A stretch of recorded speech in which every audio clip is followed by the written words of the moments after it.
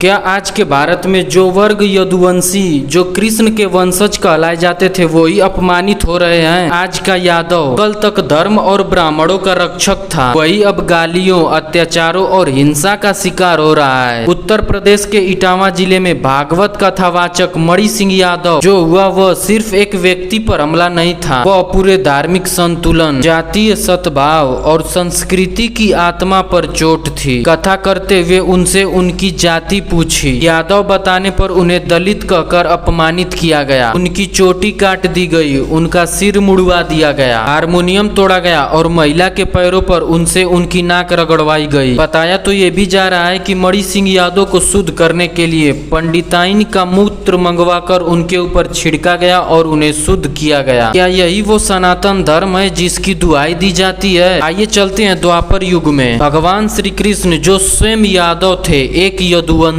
एक यादव जब अपने पुराने मित्र सुदामा से वर्षों बाद मिला तो क्या किए? उन्हें गले लगाया, चरण धोए, उनका सम्मान किया और पूरे राज्य महल का उन्हें राजा बना दिया। कृष्ण ने कभी सुदामा से उनकी जाति नहीं पूछी, बल्कि उनकी गरीबी में भी उनका प्रेम और भक्ति देखा। क्या आप जानते हैं कि इतिहास में कृष्ण और अन्य यादवों ने ब्राह्मणों को विशाल भूमि दान दी, स्वर्ण मुद्राएं दी, गौदान, रथ दान, वस्त्र दान, ज्ञान दान जैसे महान कार्य किए। महाभारत में अनुशासन पर्व में स्पष्ट लिखा है कि यादवों ने ब्राह्मणों की रक्षा, शिक्षण और सम्मान में अपना पूरा जीवन समर्पित कर दिया। फिर आज वही यादव जब धर्म की बात करता है तो उसका अपमान क्यों? कृष्ण ने कभी जातिवाद नहीं सिखाया, उन्होंने कर्म की बात की। श्रीमद् भागवत गीता में स्पष्ट लिखा है, चतुर्वर्ण्यम मया शिष्ट गुण कर्म विभागशय, अर्थात जातियां गुण और कर्म से निर्धारित होती हैं, जन्म से नहीं। लेकिन आज कुछ जातिवादी सोच वालों ने धर्म को ही गंदी राजनीति में बदल दिया है। इतिहास गवाह है, यादवों ने गौवंश की रक्षा की, धर्म युद्ध में भाग लिया, समाज के अंतिम वर्ग तक शिक्षा और सम्मान पहुंचाया। गौतम बुद्ध के समय से लेकर आज तक कई यादव संत, समाज सुधारक और कवि हुए। तो फिर आज जब एक यादव संत ने भागवत कथा की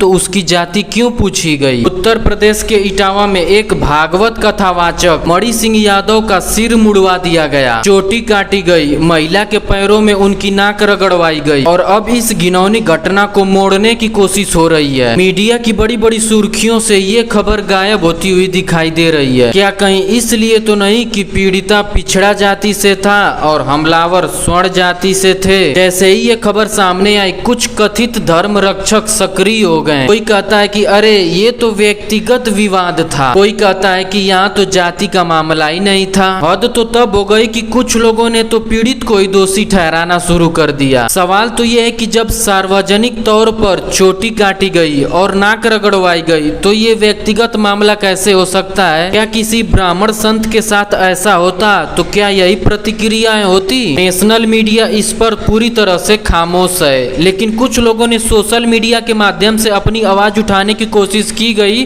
तो उनका अकाउंट ही सस्पेंड कर दिया गया। सरकार और प्रशासन इस विवाद पर अभी तक कोई कड़ा बयान नहीं दे सका। जब अपराध करने वाला स्वर्ण हो और पीड़िता पिछड़ा तब कानून भी इस पर सोचने लगता है। आज सवाल सिर्फ अत्याचार का नहीं है, सवाल है कि नेतृत्व आखिर कहाँ है? कहाँ है वो प्रतिनिधि जो इस अपमान की आवाज बनते? कहाँ है वो मंत्री, विधायक, नेता जो ST SC OBC के बड़े नेता मानते हैं अपने आप को? क्योंकि सच्चाई ये है, जब तक दलित, अल्पसंख्यक, पिछड़े समाज का नेतृत्व किसी बाहरी व्यक्ति के हाथों में रहेगा तब तक ऐसे अत्याचार कभी नहीं रुकेंगे। दलित, अल्पसंख्यक और पिछड़ा वर्ग केवल नेताओं के लिए वोट बैंक बनकर ही रह जाएगा और असली निर्णय वो लोग लेंगे जो इस सिस्टम के मालिक हैं। इतिहास गवाह है, जब जब किसी पिछड़े वर्ग के आदमी ने अपना नेतृत्व अपने हाथ में लिया है, अपने समाज की आवाज बुलंद की, तभी इस समाज में बदलाव आया है। बाबा साहब ने संविधान लिखा, काशीराम ने बहुजन आंदोलन खड़ा किया, लालू प्रसाद यादव, मुलायम सिंह, मायावती ने सत्ता में हिस्सेदारी दी। लेकिन जैसे जैसे ये नेतृत्व कमजोर पड़ा फिर से अत्याचार शुरू हो गए। इटावा की घटना कोई एक घटना नहीं है, बल्कि ये एक चेतावनी है। अब वक्त है अल्पसंख्यक, पिछड़ा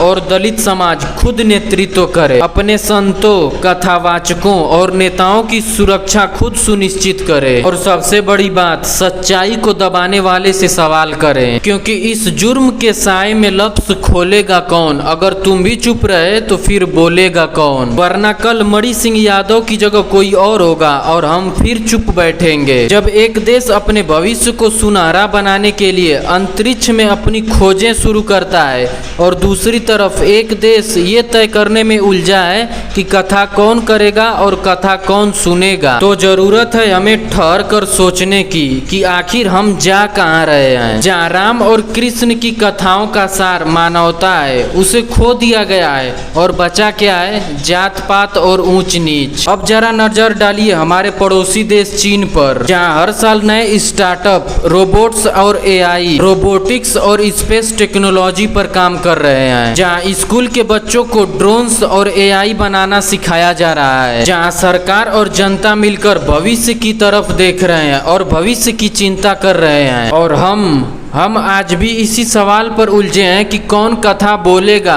और कौन कथा नहीं बोलेगा। तो दोस्तों, ये सवाल केवल भारत और चीन का कंपैरिजन नहीं है, बल्कि ये सवाल है कि हम आखिर जा कहाँ रहे हैं। जब भारत का युवा रील, टिकटॉक और इंस्टाग्राम चलाने में ही उलझा हुआ है, जातिगत भेदभाव और बहस में उलझा हुआ है, तो आखिर हमारी देश की तरक्की कैसे होगी? वहीं चीन का युवा क्वांटम कंप्यूटरिंग और इंजीनियरिंग पर फोकस कर रहा है। जब हमारे मंदिरों और गुरुकुलों में जातिवाद और पाखंड फैलाया जा रहा है, तब वहीं चीन की यूनिवर्सिटी दुनिया की टॉप इनोवेशन टेक्नोलॉजी पर काम करती हैं और टॉप 10 इंडेक्स में आती हैं। क्या हमें ये नहीं सोचना चाहिए कि हमारी प्राथमिकताएं गलत दिशा में जा रही हैं? पर अभी भी देर नहीं हुई है, समाधान है सोच बदलने में, शिक्षा देने में और परंपरा को वैज्ञानिकता से जोड़ने में। हमें जरूरत है ऐसे मंचों की जहाँ धर्म, जाति और वर्ण न हो, केवल योग्यता और सेवा देखी जाए। कथा बोलने वाले को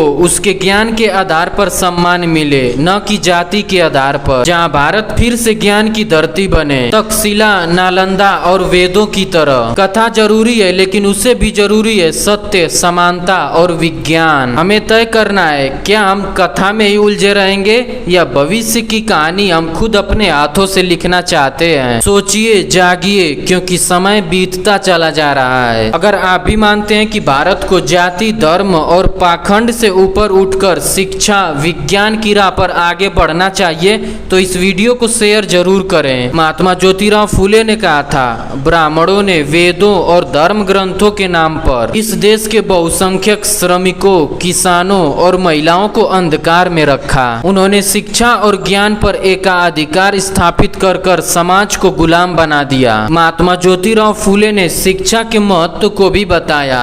शूद्रों के लिए शिक्षा का महत्व बहुत ही महत्वपूर्ण है। वो कहते थे कि शूद्रों के लिए शिक्षा ही उनका सबसे बड़ा हथियार है। वो कहते थे कि जब तक वो पढ़ेंगे लिखेंगे नहीं, तब तक वो अपने अधिकारों को नहीं पहचान सकेंगे। महात्मा ज्योतिराव फूले ने शूद्रों और महिलाओं, लड़कियों के लिए स्कूल खोले, क्योंकि वो जानते थे कि ज्ञान ही सबसे असली शक्ति है। झूठे ईश्वर का प्रश्न। अगर कोई ईश्वर ब्राह्मणों की गुलामी का समर्थन करता है तो वह ईश्वर झूठा है। ऐसा धर्म नहीं बल्कि एक पाखंड है। महात्मा ज्योतिराव फूले ने धर्म को नहीं बल्कि धर्म के नाम पर हो रहे अत्याचार और शोषण के खिलाफ आवाज उठाई और उन्हें चुनौती दी, ललकारा। स्त्री अगर शिक्षित हो गई तो वो अपने पैरों पर खड़ी हो जाएगी, तब उसे कोई नहीं दबा सकता। सावित्रीबाई फूले को पढ़ाना, उनके साथ मिलकर पहला स्कूल शूद्रों और महिलाओं के लिए खोलना, यही दिखाता है कि फूले सिर्फ विचार नहीं बल्कि साहस और विवेक के प्रतीक थे। जात पात का अंत। महात्मा ज्योतिराव फूले मानते थे कि जब तक जातिवाद है तब तक मानवता का कोई मूल्य नहीं है। हमें उस व्यवस्था को उखाड़ फेंकना होगा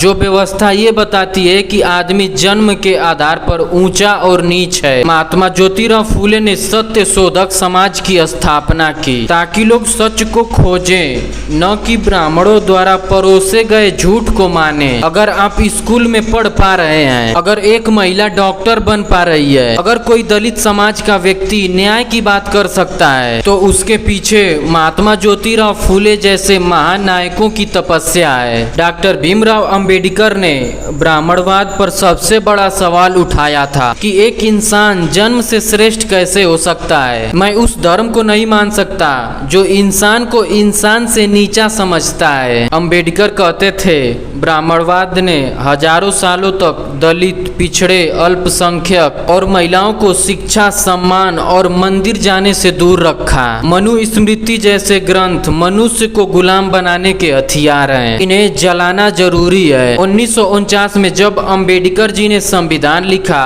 तो जात पात के इस जहर को उखाड़ने के लिए कानून रच दिया ताकि भारत ब्राह्मणवाद नहीं बल्कि बराबरी पर खड़ा हो। अगर आज़ादी चाहिए तो सबसे पहले ब्राह्मणवाद को दफनाना होगा।